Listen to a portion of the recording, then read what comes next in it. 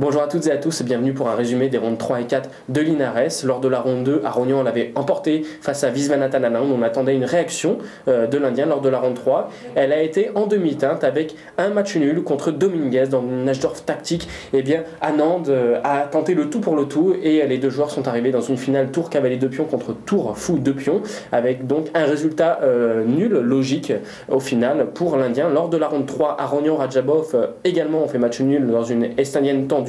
Ivanchuk Grichuk, eh bien, c'était un remake de Kramnik Anand du championnat du monde à Bonn. Grichuk a trouvé une nouveauté au 18e coup en jouant fou E2 et Ivanchuk a quand même trouvé les meilleures ressources de la position en effectuant une pression incessante sur le jeu des Noirs, mais au final Grichuk a bien défendu cette position et a fait match nul. La dernière partie du jour a également vu la partie nulle entre Wang Yu et Carlsen, donc 4 parties nulles en 4 parties, malgré donc la position que l'on voit. Wang Yu a l'avantage dans cette finale, mais après le 54e coup roi C4, on voit que les blancs veulent jouer cavalier D4 pour jouer A7 à 8 dames et Carlsen va trouver le meilleur coup dans cette position en jouant fou B6, puisque après roi B5, eh bien, les noirs peuvent trouver la répétition de coups en jouant fou E3. On garde la pression, on garde le contrôle de la case A7 avec le fou E3, et sur roi C4, eh bien, les joueurs ont répété ainsi le coup par fou B6, donc une bonne nulle de la part de Magnus Carlsen dans cette finale qui était pourtant inférieure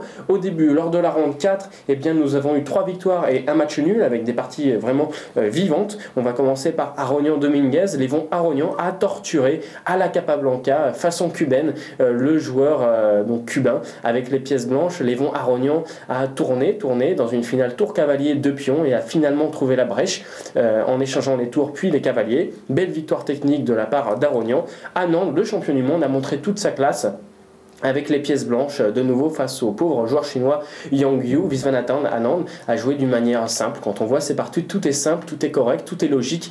Eh bien, ce n'est pas si facile que ça. Dans cette position, le joueur indien a joué tour A7 échec et on s'aperçoit que les noirs sont obligés de jouer roi F6 puisque sur roi F8, eh bien, les noirs perdent une pièce de manière forcée en jouant le simple tour C7. Il n'y a plus de case pour le fou C8. Les blancs vont menacer tour D3 par exemple.